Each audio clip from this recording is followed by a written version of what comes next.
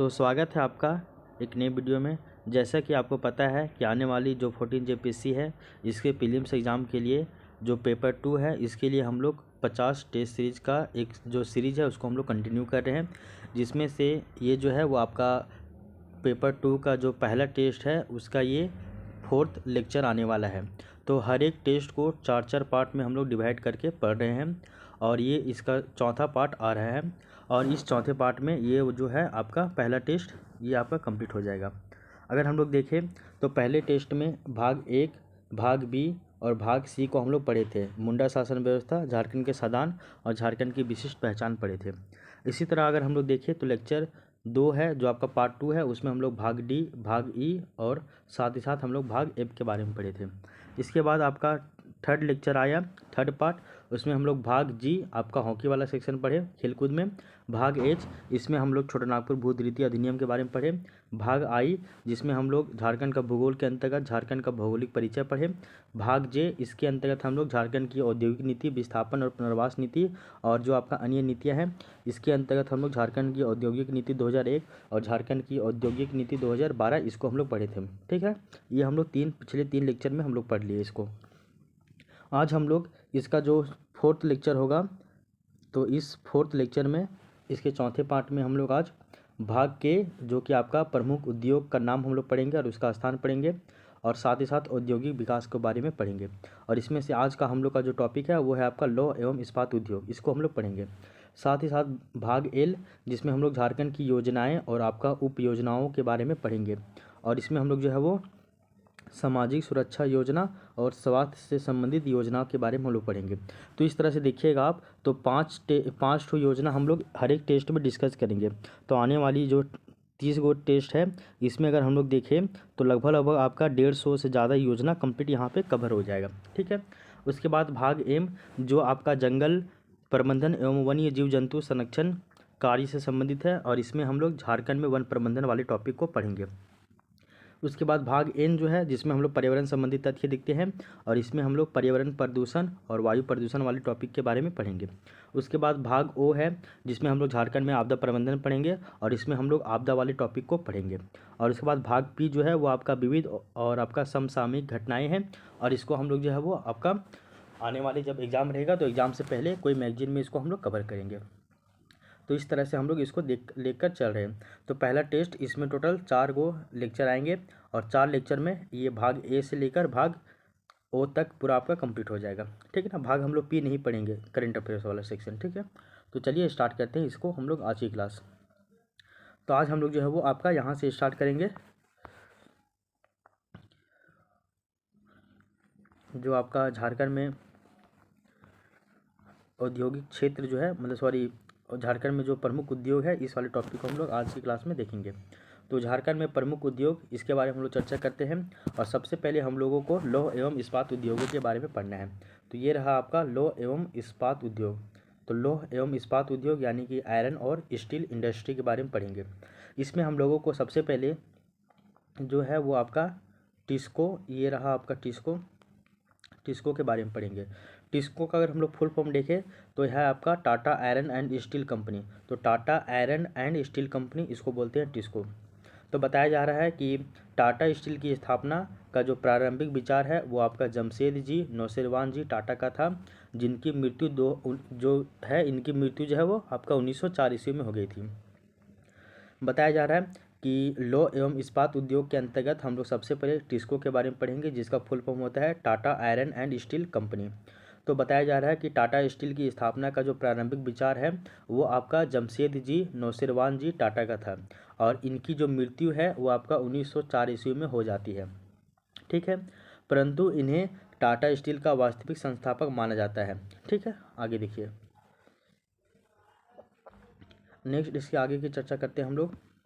यहाँ बताया जा रहा है कि इसकी स्थापना यानी कि टिस्को की स्थापना जो है वो 26 अगस्त 1907 ईस्वी को जमशेद जी नौसेरवान जी टाटा जी के द्वारा जमशेदपुर के एक साक्षी नामक प्लेस में किया गया था। एक आपका है दोराबजी टाटा जो है वो जमशेद जी नौसेरवान जी टाटा के बेटे होंगे। तो उनका मृत्यु तो 1904 में हो गया था। तो उनके बेटे बाजी टाटा, दोरा बाजी टाटा के द्वारा 1907 ईस्वी में 26 अगस्त को जमशेदपुर के साक्ची में टिस्को कंपनी की स्थापना की गई 1907 में। तो इसका स्थापना 1907 में। लोहे का उत्पादन जो है वो 1911 में हुआ। इस्पात का जो है उत्पादन 1912 में कहीं कहीं बुक में लिखा रहता है और कई सारे बुक में 1914 लिखा रहता है। तो 1912 1914 इसमें कन्फ्यूजन है, आप इसको एक बार रीचेक कर लीजिएगा 1912 है या 1914। टिस्को का अगर मुख्यालय देखें तो वह है आपका मुंबई, और ये भारत का पहला एवं सबसे बड़ा लौह इस्पात संयंत्र है। तो पूरे भारत का पहला और सबसे बड़ा लौह इस्पात संयंत्र की बात करें तो वह है आपका टिस्को। इसमें बताया जा रहा है कि ईएस में यानी कि ईस्ट सिंहभूम में स्वर्णरेखा एवं खरगई नदी के संगम पर यह स्थित है, जहां इसे जल तथा बालू की आपूर्ति की जाती है। तो पूर्वी सिंहभूम में यह स्वर्णरेखा और खरगई नदी के संगम पर यह स्थित है। आगे देखिए, टिस्को जो कंपनी है इसको विभिन्न जो खनिजों की प्राप्ति कहाँ कहाँ से होती है। सबसे पहले देखिए कोकिंग कोयला, ये रानीगंज और झरिया से प्राप्त होता है। दूसरा है मैग्नीज और क्रोमाइट, ये आपका चाईबासा से प्राप्त होता है। तीसरा चूना पत्थर और डोलोमाइट, ये आपका सुंदर नगर से प्राप्त होता है। और चौथा है कच्चा लोहा, ये आपका मयूरभंज और आपका मयूरगंज या मयूरभंज बोला जाता है यहाँ से, और आपका नोवा मुंडी से प्राप्त होता है। इसको आप याद रख लीजिएगा क्योंकि ये पूरा फैक्चुअल डाटा है। आगे देखिए, 1945 में टाटा समूह ने अपने उद्योगों का विस्तार करते हुए जमशेदपुर में टाटा इंजीनियरिंग एंड लोकोमोटिव की स्थापना की थी। तो 1945 में ही टाटा समूह जो है वो अपने उद्योगों का विस्तार करते हुए जमशेदपुर में ही टाटा इंजीनियरिंग एंड लोकोमोटिव की स्थापना की थी, यानी कि टेल्को का। तो टिस्को जो है वही आपका टेल्को का स्थापना करता है, टिस्को। और टेल्को में जो है वो यहाँ पे प्रतिवर्ष 10 मिलियन टन स्टील का उत्पादन किया जाता है। प्रति वर्ष हर एक साल 10 मिलियन टन स्टील का उत्पादन होता है। आगे देखिए, वो बताया जा रहा है कि इसके दूसरे चेयरमैन JRD टाटा को वर्ष 1992 में भारत रत्न से सम्मानित किया गया। तो JRD टाटा यानी कि जमशेद नौशरवान जी टाटा को 1992 में भारत रत्न से सम्मानित किया गया, जबकि रतन टाटा को 2008 में पद्म विभूषण से सम्मानित किया गया। तो जो रतन टाटा है जिनकी मृत्यु हाल फिलहाल में 2024 में हो गई थी, तो रतन टाटा को 2008 में पद्म विभूषण मिला, और JRD टाटा यानी कि जमशेद नौशरवान जी टाटा को 1992 में भारत रत्न से सम्मानित किया गया। आगे देख लीजिए, जो आपका टिस्को कंपनी है इसका निकटतम बंदरगाह की बात करें तो वह है आपका कोलकाता। आगे देख लीजिए हावड़ा ब्रिज, इसको रविंद्र सेतु का निर्माण 1942 और 43 में इसी के द्वारा उत्पादित स्टील से किया गया था। और टिस्को का नाम बदल के 2005 में टिस्को का नाम बदल के जो है वो टाटा स्टील कर दिया गया। अब देखिए, तो हावड़ा ब्रिज जो बना था आपका, तो हावड़ा ब्रिज बना था 1942 और 1943 में। उसको हावड़ा ब्रिज को रविंद्र सेतु भी कहा जाता है। तो हावड़ा ब्रिज में जितना भी स्टील लगा है ना, वो सारा स्टील आपका यहीं से गया है। कहाँ से? टिस्को कंपनी से ही गया है। और आगे देख लीजिए, 2005 में टिस्को का नाम बदल के टाटा स्टील कर दिया गया। ठीक है, आगे देख लीजिए, भारत के तत्कालीन वायसराय लॉर्ड चेम्सफोर्ड, तो भारत का जो तत्कालीन वायसराय था 1919 में लॉर्ड चेम्सफोर्ड, इसके द्वारा साक्ची का नाम बदलकर जमशेदपुर कर दिया गया तथा रेलवे स्टेशन का नाम बदल के टाटा नगर स्टेशन किया गया था। इसको भी आप याद रखिएगा। इसके बाद देख लीजिए, जमशेद जी टाटा के द्वारा टाटा समूह की स्थापना की गई थी कब? 1868 ईस्वी में, जो कि भारत में सबसे बड़ा व्यावसायिक समूह है। तो जमशेद जी टाटा के द्वारा 1868 में ही टाटा समूह की स्थापना की गई थी, जो भारत में सबसे बड़ा व्यावसायिक समूह है। और यहाँ देख लीजिए, टाटा समूह के द्वारा संचालित कई सारी कंपनियां हैं, जिसमें से अगर आप देखिएगा तो इसमें पहला है आपका, वो देख लीजिए पहला क्या है। पहला कंपनी का नाम है the tin plate company of India. तो the tin plate company of India ये 1920 में बना था। इसका अगर लोकेशन देखिएगा तो ये आपका जमशेदपुर में है। उत्पादन क्या करता है? तो ये आपका टीन प्लेट का उत्पादन करता है। इसके बाद सेकेंड आता है आपका टाटा पिगमेंट। अगर टाटा पिगमेंट की बात कीजिएगा तो ये आपका 1927 में ये बना था, और इसका अगर लोकेशन देखिएगा तो जमशेदपुर में है। उत्पादन देखिएगा तो ये आपका लौ ऑक्साइड बनाता है, और इसका जो प्रारंभिक नाम था वो आपका था टाटा नगर केमिकल्स लिमिटेड। तो टाटा पिगमेंट का नाम टाटा नगर्स केमिकल लिमिटेड था। इसके अलावा देखिएगा थर्ड नंबर में 1945 में आपका टेल्को बना था, और टेल्को का लोकेशन जमशेदपुर है, और ये जो है वो उत्पादन करता है वाहन। ठीक है, और भारत का सबसे बड़ा जो है वो ऑटोमोबाइल ऑटोमोबाइल निर्माता कंपनी जो है वो टेल्को है, जो कि 1945 से बना था। तो टिस्को के द्वारा ही टेल्को बनाया गया था 1945 में, और ये भारत का सबसे बड़ा ऑटोमोबाइल निर्माता कंपनी है। और 2003 में ही इसका नाम बदल के टाटा मोटर्स कर दिया गया। 2005 में टिस्को का नाम बदल के टाटा स्टील किया गया, और 2003 में टेल्को का नाम बदल के टाटा मोटर्स कर दिया गया। ठीक है। एक देख लीजिए आपका TRF, इसको बोलते हैं Tata Robins and Fraser company. ये आपका बना था 1962 में, और ये स्थान है जमशेदपुर। उत्पादन क्या करता है, तो ये आपका औद्योगिक मशीन का उत्पादन करता है। और इस कंपनी को USA यानी कि यूनाइटेड स्टेट ऑफ अमेरिका तथा UK यानी कि यूनाइटेड किंगडम के कंपनी के द्वारा वित्तीय सहायता दी गई थी। तो जो आपका TRF है यानी कि Tata Robins and Fraser company 1962 में बना था, औद्योगिक मशीन का उत्पादन करता है। और इसको जो फंड था वो आपका USA और आपका UK के द्वारा फंड यानी कि फंडिंग किया जा रहा था, वित्तीय सहायता। पांचवा है आपका टायो रोल्स कंपनी, टायो रोल्स लिमिटेड। तो टायो रोल्स लिमिटेड जो है वो आपका 1968 में बना था। कब, तो 1968 में बना था। और ये आपका स्थान देखिएगा तो जमशेदपुर है। और अगर उत्पादन की बात कीजिएगा तो ये आपका फोर्ज और आपका कास्ट रोल बनाता है, फोर्ज और कास्ट रोल। इसका पहले नाम क्या था, टाटा एडोगावा था, टाटा एडोगावा। और इस कंपनी का स्थापना जो है वो जापान के योडोगावा स्टील वर्कर्स और निसो आई वाई कॉरपोरेशन के सहयोग से किया गया था। इसका पहले नाम था क्या, टाटा एडोगोवा। और इस कंपनी का जो स्थापना है वो जापान के एडोगोवा स्टील वर्कर्स और आपका निसो आई वाई कॉरपोरेशन के सहयोग से किया गया था। ये आपको पता होना चाहिए सारा कहानी टिस्को के बारे में। यानी कि टिस्को बोले तो हम लोग क्या याद रखिएगा हमेशा, टिस्को का मतलब होता है Tata steel and iron company. TISCO का अर्थ क्या हो जाएगा आपका, तो आपका Tata iron and steel company TISCO का अर्थ हो जाएगा। टिस्को का कहानी सारा ये याद रखिएगा। और टाटा समूह कब बना था, और टाटा समूह के द्वारा संचालित कई सारी कंपनियां हैं, 5-6 गो है बेसिकली याद रखिएगा। वैसे देखा जाए तो 8 गो है, लेकिन आप 5 गो रखिएगा। एक आपका टाटा एग्रीको इसी में शामिल हो जाएगा। तो इस तरह करके 8 गो होते हैं, झारखंड सात संग्रह बुक में दिए हुए हैं, लेकिन यहाँ पे 5 गो दिए हुए हैं, तो इसको भी आप ध्यान में रखिएगा। सेकेंड आता है आपका बोकारो स्टील प्लांट, वो देख लीजिए। तो बोकारो स्टील प्लांट का अगर स्थापना देखिएगा तो आपका 26 जनवरी 1964 को इसका स्थापना होता है। ये सेकेंड लो इस्पात उद्योग है जिसकी स्थापना पंचवर्षीय योजना के दौरान की गई थी।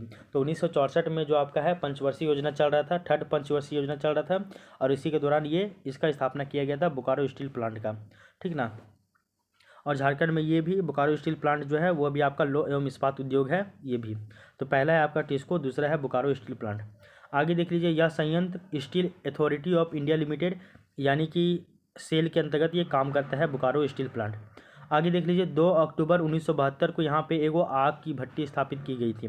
तो 2 अक्टूबर 1972 को आग की भट्टी स्थापित की गई थी, और 1974 में यहाँ पे जो है वो आपका उत्पादन जो है वो स्टार्ट हो गया था। यह भारत का पहला स्वदेशी स्टील संयंत्र है। तो बोकारो स्टील प्लांट जो है वो भारत का पहला स्वदेशी स्टील संयंत्र है, और यह बोकारो के माराफाई नामक स्थान पर लोकेटेड है, जिसे रूस यानी कि सोवियत संघ की सहायता से जिसका निर्माण किया गया था। और ये भारत का चौथा बड़ा लो इस्पात उद्योग है। तो भारत का सबसे बड़ा लो इस्पात उद्योग आपका टिस्को है, और चौथा आपका टाटा स्टील कंपनी है। ठीक है ना, टाटा स्टील प्लांट है, सॉरी। आई होप ये वाला भी पॉइंट आपको समझ में आ गया होगा। आगे देख लीजिए, तेनूघाट और जो आपका गरगा डैम वो आपका इसी टाटा स्टील प्लांट के नज़दीक में ही लोकेटेड है। और इस संयंत्र को खनिजों की प्राप्ति कहाँ कहाँ से होती है वो भी देख लीजिए आप। सबसे पहले टाटा स्टील प्लांट को कोकिंग कोल का जो ये मिलता है, कोकिंग कोयला वो झरिया से मिलता है, धनबाद से। लो अयस्क जो है वो आपका कयोंझर जो कि उड़ीसा में वहाँ से मिलता है। और एक आपका कीरी बुरू है जो आपका वेस्ट बंगाल में है, यहाँ से लो अयस्क मिलता है। चूना पत्थर जो है वो आपका बीर मित्रपुर जो कि उड़ीसा में वहाँ से मिलता है। जल की बात करें तो वो आपका तेनूघाट डैम से मिलता है, और आपका गरगा डैम से मिलता है। तो ये भी आपको पता होना चाहिए। इसके अलावा देख लीजिए, सी नंबर में हम लोग पहला उद्योग देखें आपका टिस्को, दूसरा उद्योग देखें टाटा स्टील प्लांट, और तीसरा देखेंगे हम लोग JSPL यानी कि जिंदल स्टील एंड पावर। ये आपका पतरातू में है।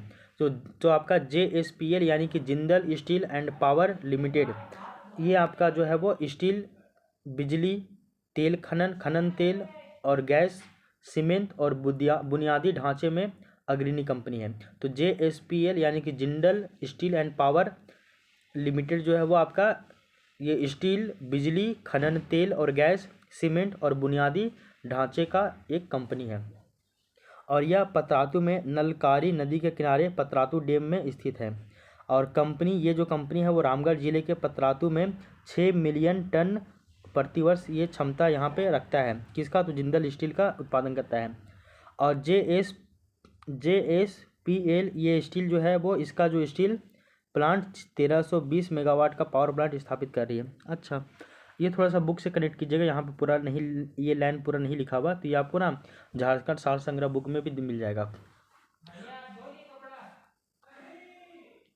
तो हम लोग जो है वो आज हम लोग 3 जो है वो उद्योग के बारे में पढ़े हैं। पहला उद्योग क्या था? तो पहला उद्योग जो था वो आपका टिस्को था। दूसरा उद्योग आपका टाटा स्टील प्लांट है। तीसरा उद्योग आपका JSPL यानी कि Jindal steel and power limited है। इसके बारे में हम लोग पढ़ लिए। अब हम लोग झारखंड की योजनाओं के बारे में पढ़ते हैं, ठीक ना। तो नेक्स्ट हम लोग झारखंड की योजनाएं और जो आपका उप योजनाएं है उसके बारे में देखेंगे। तो सबसे पहले आपका सामाजिक सुरक्षा से संबंधित योजना है, जिसमें हम लोग सबसे पहले जो है वो आपका डिवाइन योजना के बारे में पढ़ेंगे। और देख लीजिए, ये जो आपका डिवाइन योजना है इसका प्रारंभ जो है वो 2021 और 2022 में होता है। डिवाइन का अर्थ क्या होता है? तो dignity to vulnerable individual for nurturing with empathy. तो डिवाइन यानी कि dignity to vulnerable individual for आपका न्यूचरिंग विथ एम्पैथी। इस योजना का उद्देश्य कठिनाई में जीवन यापन करने वाले वर्गों जैसे कि महिलाएं, बच्चे, विधवा, फिर आपका पर्याप्त महिलाएं, वृद्ध व्यक्तियों, ट्रांसजेंडर आदि की पहचान करके और उन्हें महिला बाल विकास एवं सामाजिक सुरक्षा विभाग के द्वारा संचालित योजनाओं और जो आपका कार्यक्रम है उनसे इनको जोड़ना था। तो आपका जो डिवाइन योजना है 2021-22 में चलाया गया था। और इस योजना के तहत जो भी कठिनाई से जीवन यापन करने वाले जो विभिन्न अलग अलग वर्ग है, जैसे कि बच्चे हैं, महिलाएं हैं, पर्याप्त महिलाएं हैं, वृद्ध व्यक्ति है, ट्रांसजेंडर है, इनकी पहचान करके उनको आपका महिला बाल विकास एवं सामाजिक सुरक्षा विभाग से इनको जोड़ना है और इनको जो अलग अलग कार्यक्रमों का जो लाभ है इनको पहुँचाना है। आगे देख लीजिए, इस योजना का कार्यान्वयन डिजिटल प्लेटफॉर्म और सिविल सोसाइटी के माध्यम से किया जा रहा है। तो इसका जो क्रियान्वयन है वो आपका डिजिटल प्लेटफॉर्म और आपका सिविल सोसाइटी के माध्यम से किया जा रहा है, ये भी आप ध्यान में रखिएगा। इसके बाद नेक्स्ट देख लीजिए, मुख्यमंत्री झारखंड अंतर्राष्ट्रीय प्रवासी श्रमिक अनुदान। तो मुख्यमंत्री झारखंड अंतर्राष्ट्रीय प्रवासी श्रमिक अनुदान, तो मुख्यमंत्री झारखंड अंतर्राष्ट्रीय प्रवासी श्रमिक अनुदान, ये जो अनुदान है इसकी शुरुआत 2021 और 2022 में की गई थी।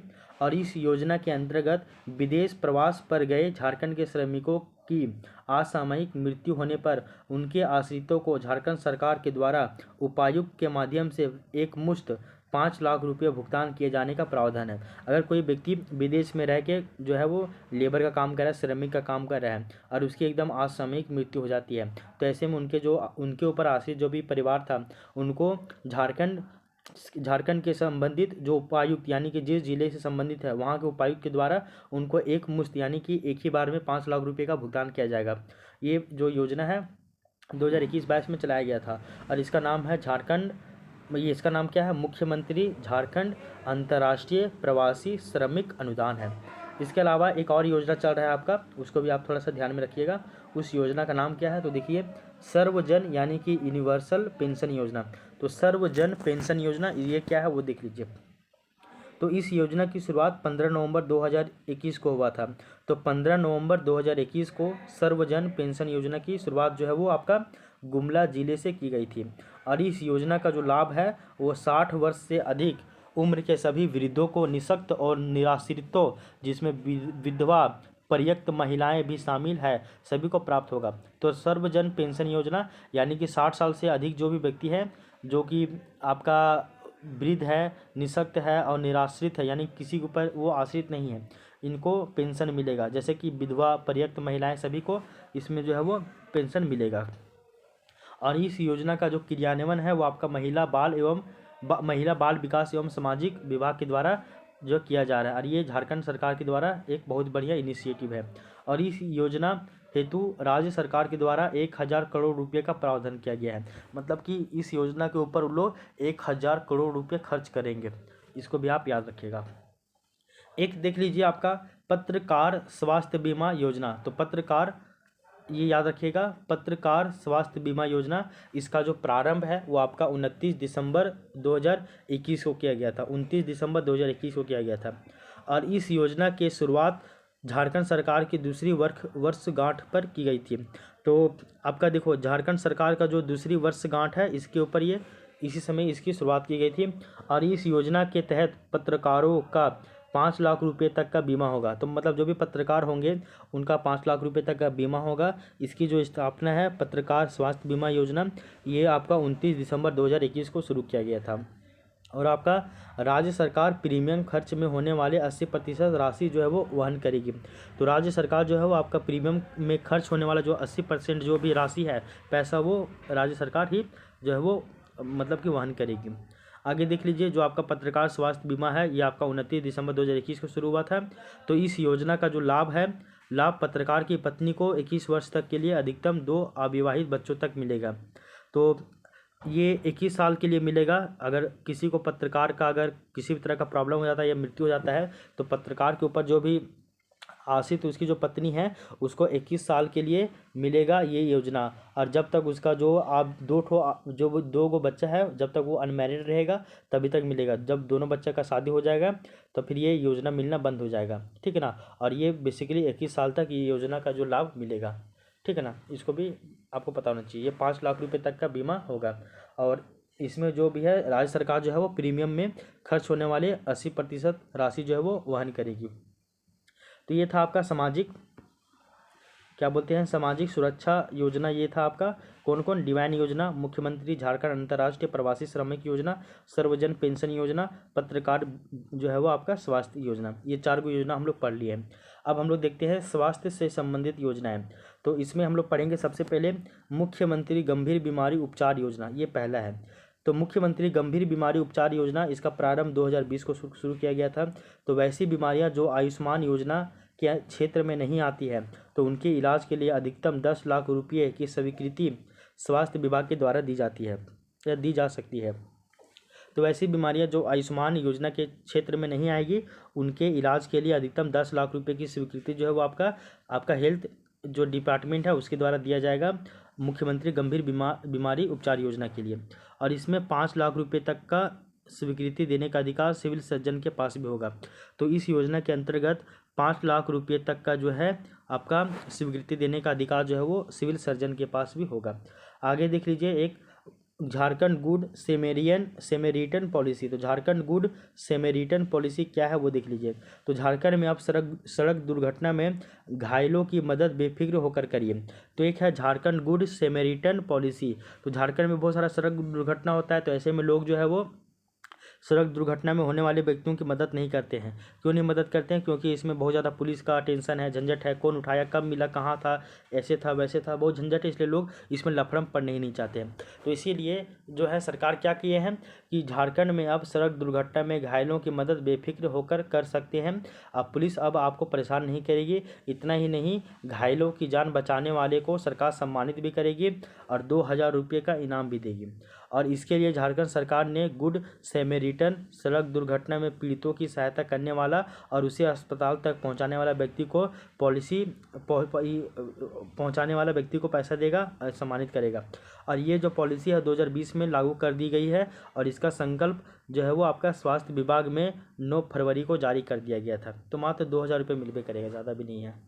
आगे देख लीजिए, आपका है झारखंड सहिया आरोग्य कुंजी योजना। तो ये योजना है झारखंड सहिया आरोग्य कुंजी योजना। इसका प्रारंभ जो है वो आपका 2019 में किया गया था और यह योजना देश भर में एक नई एवं अनोखी पहल है। तो झारखंड सहिया आरोग्य कुंजी योजना जो कि 2019 में चलाया गया था, स्टार्ट किया गया था और यह योजना जो है वो देश भर में एक नई और एक अनोखी पहल है जिससे राज्य के सभी जिलों के गरीब और वंचित लोगों को इसका लाभ मिल सकेगा। तो झारखंड सहिया आरोग्य कुंजी योजना बहुत ही यूनिक एक पहल है, इनिशिएटिव है। और बताया जा रहा है कि राज्य के सभी गांवों में आरोग्य कुंजी यानी कि मेडिकल किट की व्यवस्था करना है जिसमें गांव की छोटी मोटी बीमारियों का इलाज जो है वो सहिया के द्वारा किया जाएगा। तो हम लोग देखते हैं ना कि किसी को सर्दी खांसी बुखार ये सब हो जा रहा है, छोटी मोटी बीमारियां हो जा रहा है, माथा दर्द पेट दर्द, तो ये सब छोटी मोटी जो बीमारियां हैं इनका जो इलाज है वो सहिया के द्वारा ही किया जाएगा। तो हर एक सभी गाँवों में आरोग्य कुंजी मेडिकल किट की व्यवस्था करना ये इस योजना का पर्पस है। आगे देख लीजिए मुख्यमंत्री स्वास्थ्य बीमा योजना। तो मुख्यमंत्री स्वास्थ्य बीमा योजना और इस योजना का जो प्रारंभ है वो आपका 15 नवंबर 2017 को किया गया था। और इसमें जो आपका बीपीएल है यानी कि बिफोर पॉवर्टी लाइन, तो बीपीएल परिवारों को निःशुल्क स्वास्थ्य सेवाएं उपलब्ध कराना है। तो जो भी बीपीएल परिवार जो होंगे उनको निःशुल्क जो है आपका स्वास्थ्य सेवा उपलब्ध कराया जाएगा मुख्यमंत्री स्वास्थ्य बीमा योजना के तहत। और इस योजना का जो लाभ है वो 80% वैसे बीपीएल परिवारों को मिलेगा जो राष्ट्रीय खाद्य सुरक्षा योजना के लाभार्थी हैं। तो राष्ट्रीय खाद्य सुरक्षा योजना यानी कि नेशनल फूड सिक्योरिटी जो आपका योजना है उसके जिसको ये लाभ मिल रहा है वैसे लोगों को मुख्यमंत्री स्वास्थ्य बीमा योजना के अंतर्गत जो है वो निःशुल्क स्वास्थ्य सेवाएं उपलब्ध होगी। और इसमें हम लोग देखते हैं कि आपका बीपीएल परिवारों को मिलेगा यानी बिफोर पॉवर्टी लाइन। आगे देख लीजिए, तो बताया जा रहा है कि 80% जो बीपीएल परिवारों को मिलेगा जो कि आपका राष्ट्रीय खाद्य सुरक्षा योजना से जुड़े रहेंगे उनको इनका लाभ मिलेगा। और जो आपका शेष 20% जो बीपीएल परिवार है उसको इसका लाभ देने के लिए मिनिमम 500 रुपये का प्रीमियम भुगतान करना पड़ेगा। तो 80% व्यक्ति को जो आपका राष्ट्रीय खाद्य सुरक्षा योजना से जुड़े होंगे उनको फ्री में मिलेगा।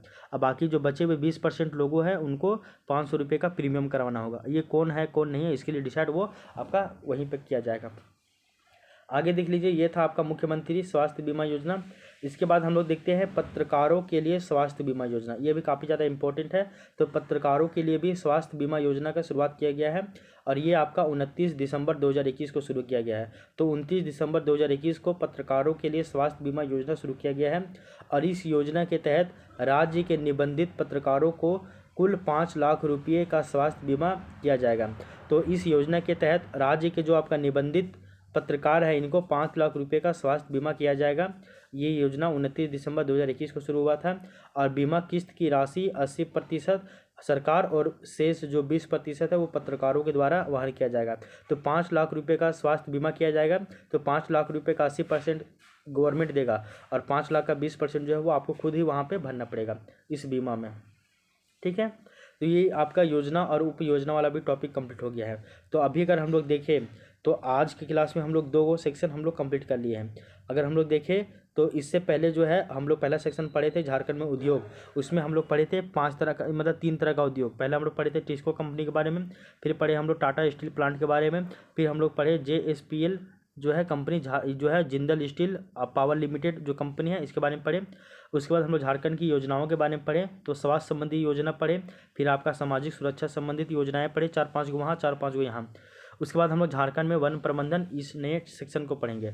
तो नया सेक्शन क्या है, झारखंड में वन प्रबंधन, इस वाले सेक्शन को हम लोग पढ़ेंगे। और यहाँ बताया जा रहा है आपका कि झारखंड में वन प्रबंधन का सबसे पहले जो प्रयास था वो 1882 और 1885 के बीच में JF हेविट, तो JF हेविट के द्वारा झारखंड में सबसे पहले 1882 और 85 में वन प्रबंधन का पहला प्रयास किया गया था। उसके बाद देखिएगा आप तो यहाँ पाइएगा कि हेविट यानी कि JH हेविट की रिपोर्ट के आधार पर ही 1909 ईस्वी में बंगाल सरकार के द्वारा वनों की सुरक्षा के लिए एक वन समिति का गठन किया गया था। तो JH हेविट के द्वारा आपका 1882 और 85 में वन प्रबंधन किया गया था झारखंड में पहली बार। और इसी के ही तर्ज पे 1909 ईस्वी में बंगाल सरकार के द्वारा वनों की सुरक्षा करने के लिए एक वन समिति का गठन किया गया था। उसके बाद देखिएगा कि भारत की आज़ादी के पूर्व झारखंड में 95% भूमि पर वन क्षेत्र पाया जाता था। लेकिन अगर अभी देखें तो लेकिन समय के साथ वनों का क्षरण में जो है वो काफ़ी तेज़ी से जो है वो इसमें देखा जाता है। तो वनों का क्षरण काफ़ी तेज़ी से हुआ। तो पहले आज़ादी से पहले झारखंड में 95% भूमि पर जो है वन क्षेत्र था। और अगर हम लोग ISFR रिपोर्ट 2023 की बात करें तो इसके अनुसार अगर हम लोग देखें तो 29.81% जो भूमि है यहाँ पे आपका जो है वो आपका वन देखने को मिलता है। फिर देख लीजिए 1985 और 86 में इस क्षेत्र में कुल 42% वन था, परंतु वर्तमान में यह घटकर 29.76, ये आपका 2021 का डाटा है। और अगर आप ISFR रिपोर्ट 2023 का देखिएगा तो हो जाएगा आपका 29.81। तो देखिए तो देखिए आज़ादी से पहले 95% जो आपका भूमि पे वन क्षेत्र था। 1985-86 में झारखंड में 42% भूमि पे वन था और 2023 में 29.81% भूमि पे ही वन है। इतना ही देख लीजिए। भारत सरकार के लक्ष्य के अनुसार 33% जो है वो क्षेत्र आपका वनाच्छादन होना चाहिए। इसलिए झारखंड इस दिशा में प्रयास भी कर रहा है। तो बताया जा रहा है कि किसी भी भूमि में अगर 100% का भूमि है उसमें से 33% भूमि पे वन होना चाहिए, तभी वो एक लक्ष्य रखा गया सभी, तभी वो एक आदर्श होगा, एक आइडियल होगा। आगे देख लीजिए, राज्य में वन प्रबंधन हेतु उठाए गए कौन कौन से कदम हैं। तो कई सारे कदम उठाए गए हैं झारखंड में, वो देख लीजिए। पहला कदम, तो सबसे पहले वन प्रबंधन एवं वन संरक्षण में आम जनता की सहभागिता सुनिश्चित करने के लिए सरकार के द्वारा संयुक्त वन प्रबंधन संकल्प 2001 में प्रतिपादित किया गया था। तो संयुक्त वन प्रबंधन संकल्प 2001 लागू किया गया था, और इसमें क्या है कि वन प्रबंधन और वन संरक्षण में आम जो जनता है इनकी सहभागिता को, इनके जो पार्टिसिपेट है, इसको बढ़ाना था। और इसके तहत राज्य में लगभग 10,000 से अधिक वन प्रबंधन समितियों का गठन किया गया था, और ये समितियां लगभग 21,860 वर्ग किलोमीटर क्षेत्र में, वन क्षेत्र में कार्यरत है। तो सबसे पहले 2001 में संयुक्त वन प्रबंधन संकल्प 2001 में पारित किया गया था, जिसके तहत 10,000 से अधिक वन प्रबंधन समितियों का गठन किया गया था, और ये समितियां जो है वो आपका 21,860 वर्ग किलोमीटर वन क्षेत्र में कार्यरत है। आगे देखिए, वन संरक्षण और विकास के लिए प्रदेश स्तर पर मुख्य वन संरक्षण अधिकारी का पद बनाया गया है। तो मुख्य वन संरक्षण पदाधिकारी यानी कि जो आपका है चीफ फॉरेस्ट कंजर्वेशन ऑफिसर होता है, जो कि आपका वन संरक्षण और वन का विकास करने के लिए ये बनता है। हर एक स्टेट में एक एक होता है। फिर देख लीजिए, रांची स्थित जो बिरसा कृषि विश्वविद्यालय है, यहाँ पे वानिकी कॉलेजों की स्थापना की गई है, और इसकी जो स्थापना है वो आपका वन प्रबंधन के विशेषज्ञ तैयार करने के लिए भी है। तो रांची में बिरसा कृषि विश्वविद्यालय है, तो वहाँ पे ना वानिकी कॉलेज की स्थापना की गई है, और इस कॉलेज की जो स्थापना है वो वन प्रबंधन के लिए जो है वो विशेषज्ञ तैयार करने के लिए ही इसका स्थापना किया गया है, वानिकी कॉलेज की स्थापना बिरसा कृषि विश्वविद्यालय में। आगे देख लीजिए, राज्य में 3,424 वर्ग किलोमीटर यानी कि 3424 वर्ग किलोमीटर क्षेत्र में वनोरोपण का लक्ष्य जो है वो निर्धारित किया गया है। तो कितना एरिया में, तो 3,424 वर्ग किलोमीटर क्षेत्र में वनोरोपण का जो है वो टारगेट यानी कि लक्ष्य निर्धारित किया गया है। आगे देख लीजिए, 9 लाख हेक्टेयर से अधिक बंजर भूमि पर वनोरोपण का कार्य प्रारंभ किया गया है।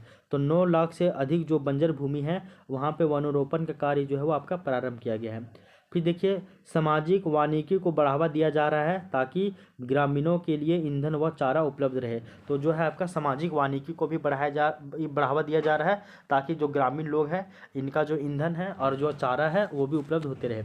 साथ ही साथ देखिएगा, तो ग्रामीण वानिकी कार्यक्रम के माध्यम से कृषि भूमि को मेड़ों पर वृक्षारोपण को बढ़ावा दिया जा रहा है। साथ ही साथ शहरी वानिकी के माध्यम से वनोरोपण को भी प्रोत्साहन दिया जा रहा है। तो याद रख लीजिएगा, ग्रामीण वानिकी के माध्यम से कृषि भूमि पर पेड़ों जो है कृषि भूमि पर वृक्षारोपण को बढ़ावा दिया जा रहा है, और साथ ही साथ शहरी वानिकी के माध्यम से वनोरोपण को भी बढ़ावा दिया जा रहा है। इसको भी याद रख लीजिएगा। फिर देख लीजिए, मुख्यमंत्री जन वन योजना, जो कि आपका जेपीएससी 2024 में से क्वेश्चन पूछा गया था। तो मुख्यमंत्री जन वन योजना के तहत निजी भूमि पर वृक्षारोपण को भी प्रोत्साहन दिया जा रहा है कि आप अपने जो आपका प्राइवेट भूमि है, निजी भूमि, वहाँ पे भी आप जो है वो ये पेड़ लगाइए। उसके लिए सरकार आपको जो है बीज देगा, पेड़ देगा, और कुछ पैसा भी देगा। तो ये है आपका मुख्यमंत्री जन वन योजना। आगे देख लीजिए, राज्य के 100 से अधिक अस्थायी नर्सरी को तकनीकी रूप से उन्नत बनाया जा रहा है। तो राज्य में 100 से भी ज़्यादा अस्थायी जो नर्सरी है उसको तकनीकी रूप से यानी कि टेक्नोलॉजी रूप से उसको उन्नत बनाया जा रहा है।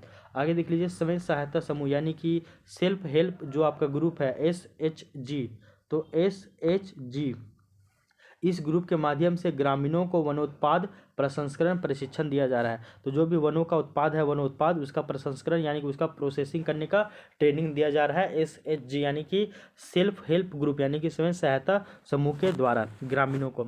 आगे देख लीजिए, आधुनिक मशीनें उपलब्ध कराई जा रही है ताकि ग्रामीणों की जो है वो आय बढ़ सके। ये सब इनिशिएटिव किया जा रहा है।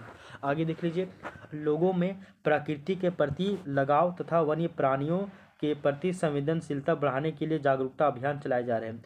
तो लोगों में प्रकृति के प्रति लगाव हो और वन्य प्राणियों के प्रति संवेदनशीलता हो, इसको बढ़ाने के लिए जागरूकता अभियान चलाए जा रहे हैं।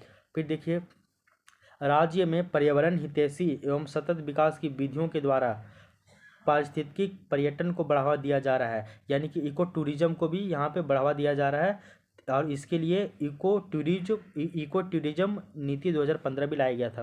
तो हम लोग जानते हैं कि इको टूरिज्म जो है पॉलिसी लाया गया था 2015 में। इसके तहत क्या है कि झारखंड में जो है वो आपका पारिस्थितिक पर्यटन यानी कि इको टूरिज्म को बढ़ाना है। इकोलॉजिकल जो टूरिज्म है उसको हम लोग बढ़ाएंगे।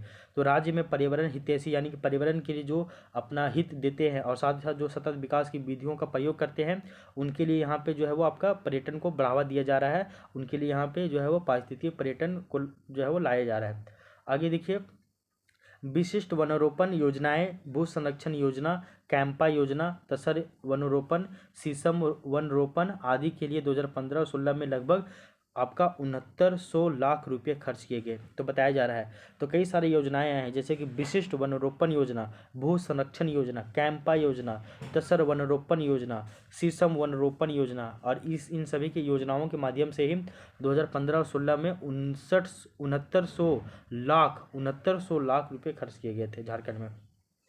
अस्थाई पौधशाला एवं सीड ऑर्चर्ड्स योजना के अंतर्गत बॉस गैवियन वृक्षारोपण हेतु औसतन 5 से 6 फीट लंबे पौधे तैयार किए जा रहे हैं।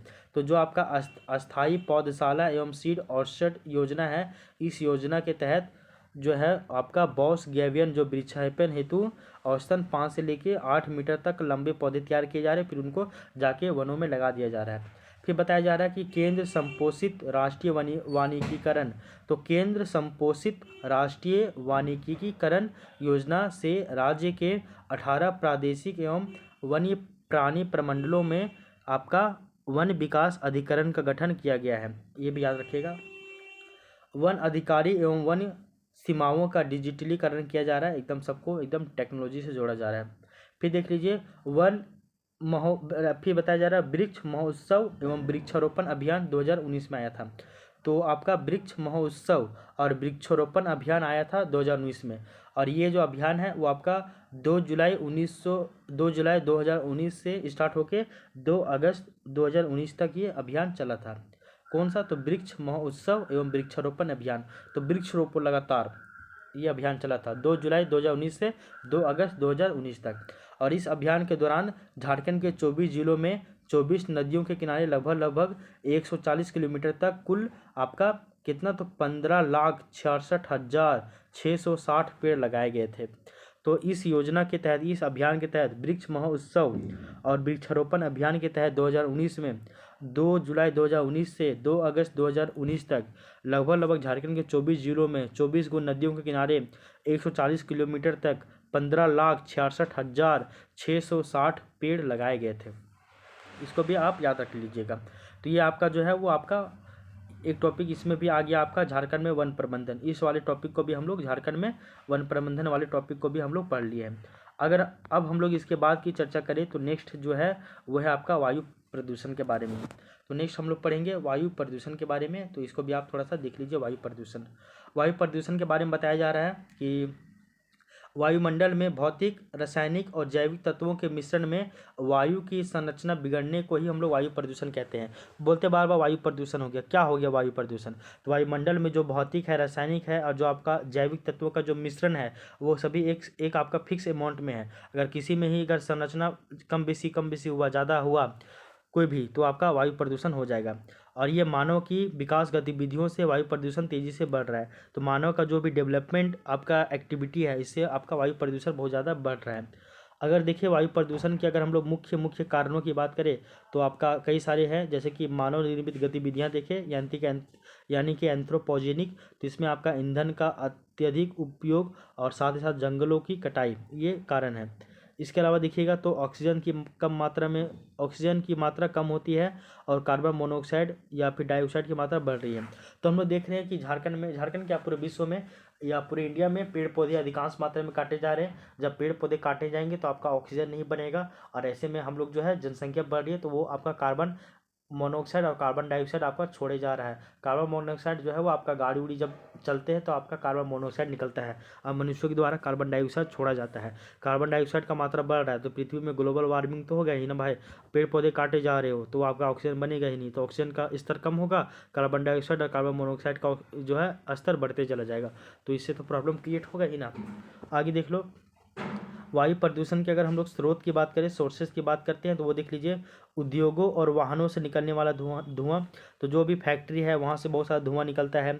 जो भी आपका वाहन है, वाहन से गाड़ी से निकलने वाला धुआं जो आपका कार्बन मोनोऑक्साइड है। इसके अलावा ईंधन का अत्यधिक उपयोग, जैसे कि लकड़ी जलाना, जीवाश्म ईंधन जलाना, तो इसका भी अगर अत्यधिक उपयोग करेंगे तो इससे भी आपका वायु प्रदूषण होगा। खेतों में फसल को जलाना, ये भी आप खरपतवार को जलाते हैं हम लोग, है ना, तो इससे भी आपका वायु प्रदूषण होता है। खनन करना, निर्माण कुछ चीज़ का करना, परिवहन करना, ये सभी गतिविधियों से भी वायु प्रदूषण जो है वो आपका देखने को मिलती है।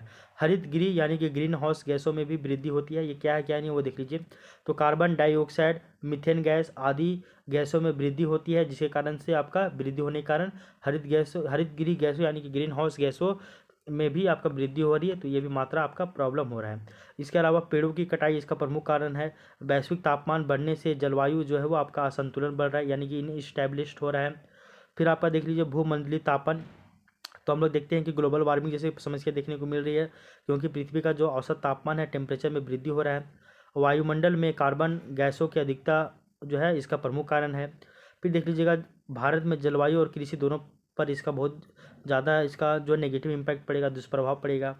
इसके अलावा देखिएगा आपका ओजोन परत जो है उसका भी क्षरण हो रहा है। तो ओजोन परत जो है वो आपका सूर्य से आने वाली हानिकारक जो किरणें हैं, पराबैंगनी किरणें, इसको वो रोकती है। साथ ही साथ ये जो है आपका क्लोरोफ्लोरोकार्बन यानी CFC बढ़ने से ओजोन परत नष्ट हो रही है। तो हम लोग जैसे कि अगर हम लोग फ्रिज चलाते हैं, फ्रिज खोलते हैं, फ्रिज का यूज़ कर रहे हैं, रेफ्रिजरेटर का यूज़ कर रहे हैं, इससे क्या होगा, तो इससे जो है वो आपका क्लोरोफ्लोरोकार्बन का बहुत ज़्यादा उत्सर्जन होगा। और ये जो गैस है ये आपका जो आपका पृथ्वी के आपका मतलब कि बोलते हैं ना कि ओजोन जो परत है, तो उस परत को ये हानि पहुंचाते हैं, जिससे आपका सन से आने वाली जो पराबैंगनी किरणें हैं जो है वो आपका भारत डायरेक्ट पृथ्वी पे आएगी, और इससे हम लोगों को कई सारे प्रॉब्लम होने की देखने को मिलती है, जिससे आपका कैंसर, त्वचा रोग, मोतियाबिंद जैसी बीमारियां यहाँ पे बढ़ती जा रही है। आगे देखिएगा तो जैव विविधता पर यानी कि बायोडाइवर्सिटी पर भी इसका विपरीत प्रभाव पड़ रहा है, ये भी आपको पता होनी चाहिए।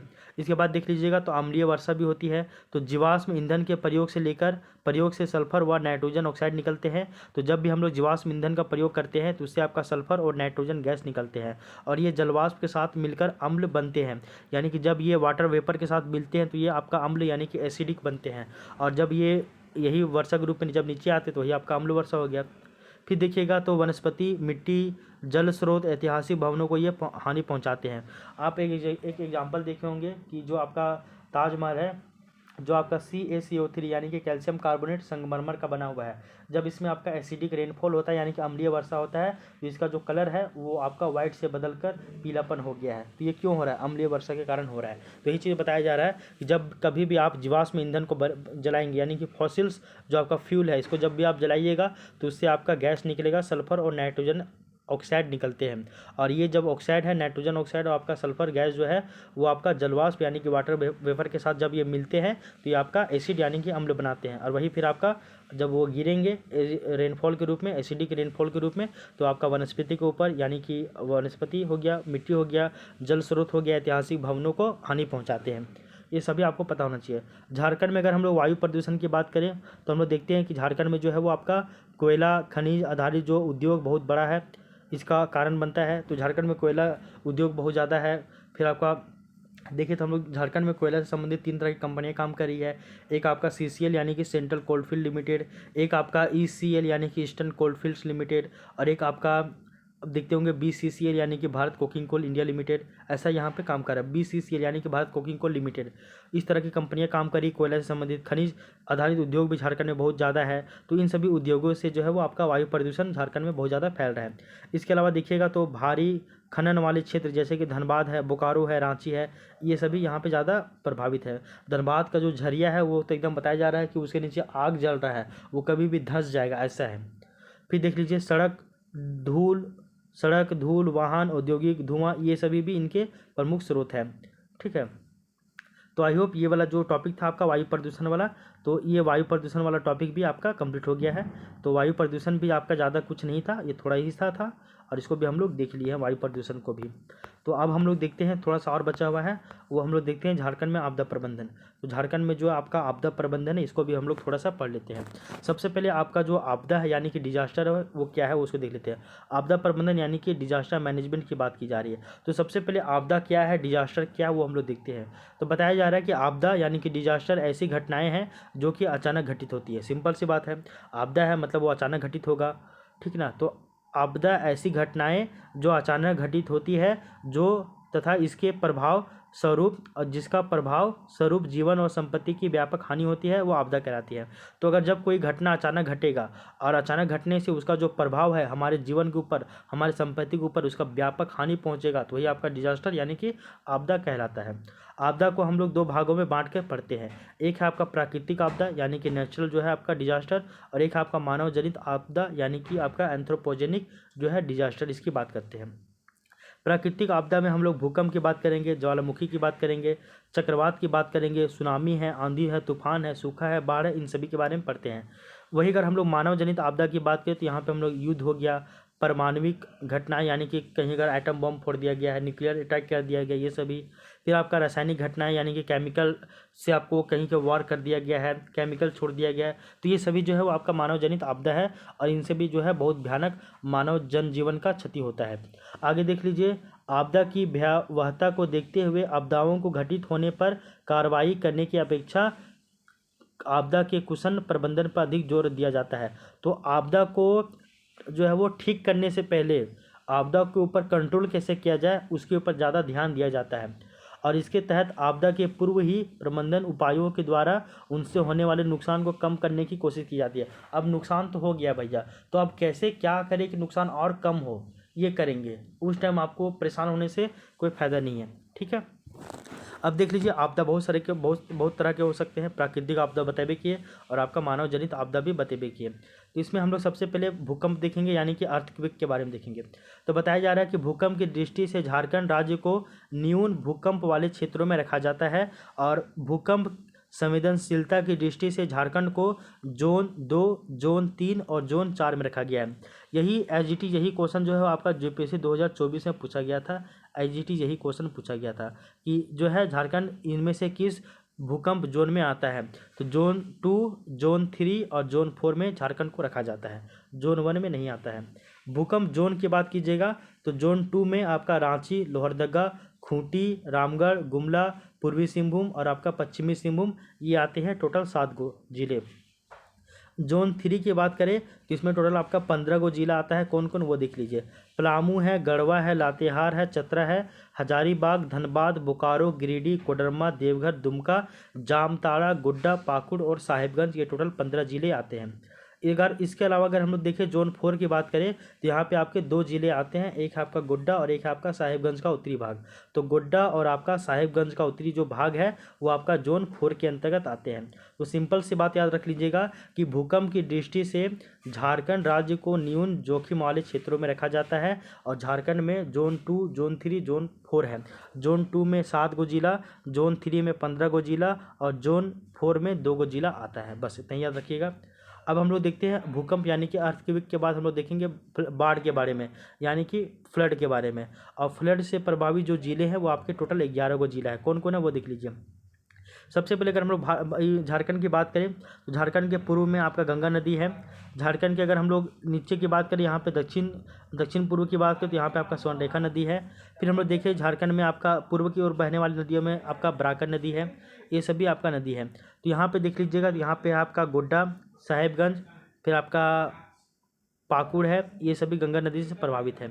इसके अलावा देखिएगा तो आप यहाँ पे स्वर्णरेखा नदी से पूर्वी सिंहभूम, पश्चिमी सिंहभूम और सरायकेला खरसावां है। वहीं अगर आप देखिएगा तो दामोदर नदी से जो है प्रभावित क्षेत्र देवघर है, दुमका है, धनबाद है, हजारीबाग है। यही सभी जिलों में जो है वो आपका बाढ़ आने की संभावना है।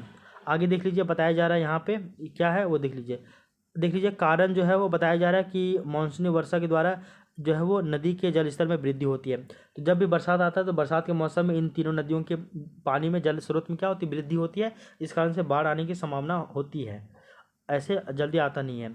बिहार के जैसा। बाढ़ के कारण धान की फसलों का जो है वो आपका प्रतिकूल प्रभाव पड़ता है, यानी कि एकदम पर धान के कारण जो है वो फसलें खराब होती ही होती है। आगे देख लीजिए, इसके अलावा परिवहन व्यवस्था, मानवीय स्वास्थ्य के ऊपर भी ये सभी नकारात्मक प्रभाव पड़ता है। फिर देख लीजिए, आपका फ्लड के बाद आपका थर्ड नंबर में आता है आपका सूखा बोले तो ड्रॉट। इसमें आपका झारखंड का 24वां जिला आता है। बोला जाता है कि किसी क्षेत्र में सामान्य से कम वर्षा होने के आधार पर सूखा का वर्गीकरण किया जाता है। किसी भी क्षेत्र में सामान्य से अगर कम वर्षा होगा तो ऐसे आधार पर जो है वो सूखा का वर्गीकरण किया जाता है। बोला जाता है कि इसके तहत सामान्य से अगर 25% कम वर्षा होगी उसको हम लोग बोलेंगे सामान्य सूखा।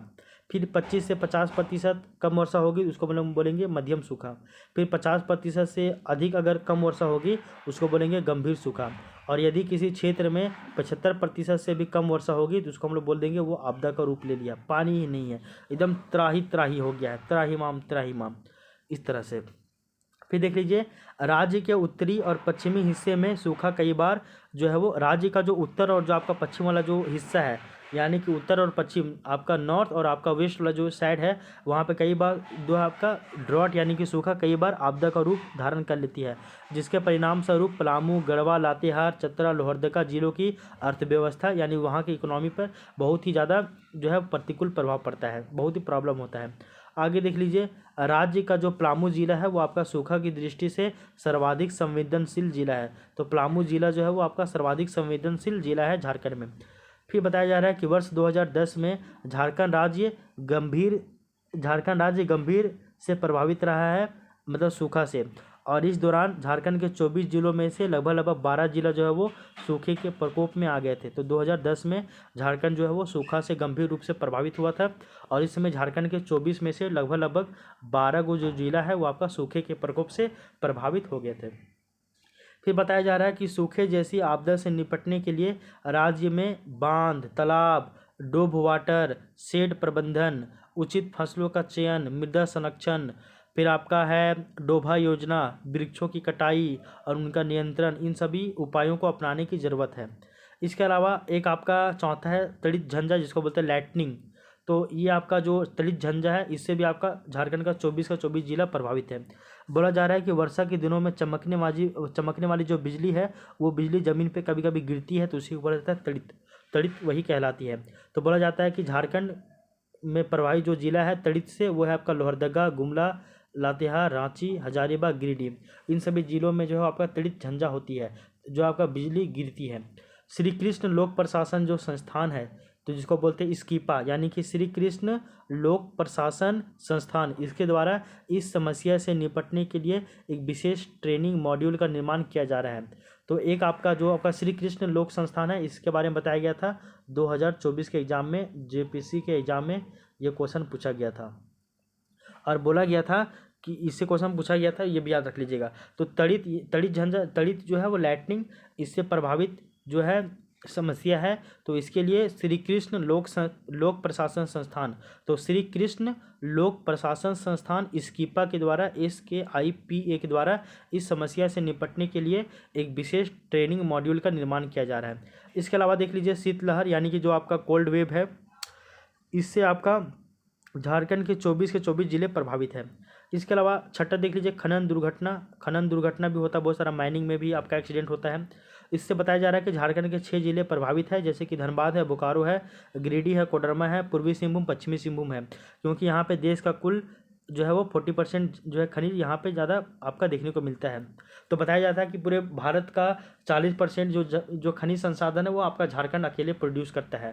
और झारखंड में भी 6 गो जिले, धनबाद, बोकारो, गिरिडीह, कोडरमा, पूर्वी सिंहभूम, पश्चिमी सिंहभूम, और भी लगभग सभी जिले हैं जहाँ पे कुछ ना कुछ खनिज मिलते हैं। लेकिन ये जो 6 गो जिला है, यहाँ पे आपका एकदम मोर देन 70% से भी ज़्यादा यहाँ पे खनिज देखने को मिलते हैं। इन सभी जिलों में खनन दुर्घटना बहुत ज़्यादा आम है। फिर बोला जा रहा है कि होने वाली दुर्घटनाओं में यहाँ पे देखा जाता है कि खानों का धस जाता है, कभी कभी खनन से निर्मित गड्ढों में मजदूरों का गिर जाना, फिर मर जाना, फिर खनन के दौरान होने वाला जो वायु प्रदूषण है या फिर और भी जो प्रदूषण है उसके कारण जो भी समस्याएं होती है स्वास्थ्य संबंधी, ये भी बहुत बड़ा कारण बनता है। इसके बाद जो देखते हैं हम लोग 7वां नंबर, वो है आपका जंगल में आग यानी कि फायर फॉरेस्ट। इसके बात करेंगे तो हम लोग देखते हैं कि आपका जंगलों में आग जलवायु मतलब जंगलों में आग जलवायु का एक प्रमुख घटक है जो राज्य के वन क्षेत्र के जलवायु को प्रभावित करने में अहम भूमिका निभाती है। तो बोला जाता है कि झारखंड राज्य के उत्तर पश्चिम और दक्षिणी पश्चिमी भाग में जंगल में सर्वाधिक आग लगने की घटना जो है वो बहुत आम हो गई है। तो झारखंड में उत्तर पश्चिम साइड और आपका दक्षिण पश्चिम साइड जो जंगल है वहाँ पे आग लगने की जो पॉसिबिलिटी है, संभावना है, बहुत आम है। और इनमें देखिए तो हम लोग पलामू, लातेहार, गढ़वा, चतरा, हजारीबाग, सिमडेगा, गुमला, ये सभी जिलों में जंगलों में आग लग जाती है। इसके अलावा 8 नंबर देखिए वो है आपका हाथियों का आक्रमण यानी कि एलिफेंट का अटैक होता है, जिसमें हम लोग देखें तो राज्य के पलामू, दुमका, सारंडा, हजारीबाग, दलमा आदि के जंगलों में सर्वाधिक हाथी जो है वो पाए जाते हैं। और इसके कारण जो है वो इनके प्राकृतिक आवास में मानव का हस्तक्षेप हो रहा है और सुगंधित महुआ फूलों की ओर हाथियों का आकर्षित होना। तो देखिए एक कारण बताया जा रहा है कि हम लोग देखो हाथी लोग जानवर लोग हम लोग के घर तरफ नहीं आ रहे, बल्कि हम लोग उनके घरों में चले गए हैं, तो लोग कहाँ जाएंगे, तो कहीं ना कहीं उन लोग अटैक करेंगे। ये एक कारण बनता है। तो उनके प्राकृतिक आवासों में मानव का हस्तक्षेप हो रहा है, ये एक रीज़न है। इसके अलावा जो आपका महुआ का जो फूल होता है ना, वो बहुत ही सुगंधित होता है जो हाथियों को बहुत ही ज़्यादा अट्रैक्ट करता है, तो ये भी एक रीज़न है। इसके अलावा देख लीजिए हाथियों के आक्रमण के पश्चात कई गांवों में ढोल नगारों की आवाज़ बजाई जाती है और आग लगाया जाता है और मिर्च की गंध किया जाता है, जिससे हाथियों को भगाया जाता है। तो पूरा एकदम हल्ला कीजिए, हाथी लोग भाग जाएगा। आग लगा दीजिए, मिर्च का गंध सुनाइए, जो हाथी लोग भाग जाएंगे। इसके बाद एक नैन है आपका, वो है चक्रवात यानी कि साइक्लोन। और अब जेपीसी 2024 में साइक्लोन से क्वेश्चन पूछा गया था कि कौन सा चक्रवात अभी हाल फिलहाल में झारखंड से टकराया है। तो इसमें बोला जा रहा है कि झारखंड में जो 8 गो जिले हैं वो आपका चक्रवात से संबंधित है, जैसे कि पूर्वी सिंहभूम, पश्चिमी सिंहभूम, सरायकेला खरसावां, धनबाद, रांची, बोकारो, हजारीबाग, सिमडेगा, ये सभी जिलों में जो चक्रवात वगैरह है वो सभी बहुत ही कॉमन है, यहाँ पे चक्रवात वगैरह देखने को मिलती है। ठीक है, तो इस तरह से जो है वो आपका ये जो है वो सेक्शन, ये जो है आपका जो क्लास आज आप लोग का कंप्लीट हो जाता है। तो ये टोटल थोड़ा सा वीडियो लंबा बना है और इस वीडियो में जो है वो हम लोग थोड़ा सा स्पीड पढ़े हैं, क्योंकि यहाँ पे सारा रटने वाला ही है, तो समझाना क्या है इसको। वीडियो को 2 से 3 बार देखिए आप लगातार, तो सारी चीज़ें आपको जो है वो क्लियर होती चली जाएगी, आपको ज़्यादा घबराने की आवश्यकता नहीं है। तो इस तरह से देखिएगा आप। तो ये वाला जो है वो टॉपिक हम लोग का कंप्लीट हो गया है, झारखंड में आपदा, इस टॉपिक को भी हम लोग पढ़ लिए हैं। अब अगर हम लोग देखें तो हम लोग जो है वो आपका ये टेस्ट जो है वो इस टेस्ट का आपका कंप्लीट हो गया है, ये टेस्ट वाला, ठीक है ना। तो इसमें हम लोग देखें तो पहला जो टेस्ट है जिसमें 4 गो लेक्चर आया, इन 4 लेक्चर के माध्यम से पहला टेस्ट जो है वो आपका पूरी तरीके से कंप्लीट हो गया है, ठीक है ना। 4 टेस्ट में कंप्लीट हो गया है। तो पेपर 1 का भी 50 टेस्ट है, पेपर 2 का भी 50 टेस्ट है। तो हर एक टेस्ट का 4 गो पार्ट रहेगा, 4 गो वीडियो आएगा। तो इस तरह 50 टेस्ट का 200 वीडियो पेपर 1 का और 50 टेस्ट का 200 वीडियो पेपर 2 का, यानी कि ओवरऑल टोटल 400 वीडियो देखने को मिलेगा। 400 वीडियो का ये सीरीज है, इसको आप कंप्लीट कर लीजिए, कहीं भी आपको किसी भी तरह का कोई भी परेशानी नहीं होगा, ये मेरा गारंटी है। तो हम लोग जो अगर देखें तो पेपर 2 का जो टेस्ट सीरीज है इसमें हम लोग टोटल 4 गो वीडियो देखे पहला टेस्ट में। तो पहला वीडियो में हम लोग भाग ए, भाग बी, भाग सी को कंप्लीट किए, ठीक है। दूसरा टेस्ट में हम लोग भाग डी, भाग ई, भाग एफ को हम लोग कंप्लीट किए, ठीक है। तीसरा टेस्ट में हम लोग भाग जी, एच, भाग आई, भाग जे को हम लोग कंप्लीट किए। फिर जो है ये चौथा टेस्ट में हम लोग भाग के, एल, एम, एन, ओ को कंप्लीट किए, मतलब यहाँ से यहाँ तक। और ये जो भाग पी है ये आपका समसामयिक घटना वाला है, आपका करंट अफेयर, इसको हम लोग स्किप कर रहे हैं क्योंकि अभी ये नहीं पढ़ना है। तो ये जो है वो आपका हम लोग आगे पढ़ेंगे जब एग्ज़ाम आने वाला रहेगा, तो एक लास्ट में मैगजीन उठा के पढ़ लेंगे 1-2 साल का। तो हर एक टेस्ट का जो है वो आपका 4 क्लास देखने को मिलेगा, ठीक है ना। तो 4 क्लास में जो है वो आपका ये पेपर 2 का जो है ये पहला टेस्ट आपका कंप्लीट हो गया है 4 क्लास में। तो बस आप इसको वीडियो को देखते रहिए गौर से, 1 से 2 बार देखिए, ठीक है, आपको चीज़ें याद होगी। फिर आप 1-2 बार कॉपी पढ़ लीजिएगा, नोट्स पढ़ लीजिएगा, फिर जो है वो सारा चीज़ आपका यहाँ से कवर हो जाएगा। तो इस तरह से अगर हम लोग देखते चले तो आपका जो है टेस्ट ये कंप्लीट हो गया है। अब हम लोग जो है इसी तरह फिर हम लोग आगे जो है वो सेकेंड टेस्ट को हम लोग कंटिन्यू करेंगे, फिर थर्ड, फिर फोर्थ, इस तरह करते करते आपका जो है वो जल्दी ही आपका कंप्लीट हो जाएगा सारा टेस्ट। तो अब हम लोग मिलते हैं नेक्स्ट क्लास में, तो तब तक के लिए thank you, take care, bye bye, आपका दिन शुभ हो।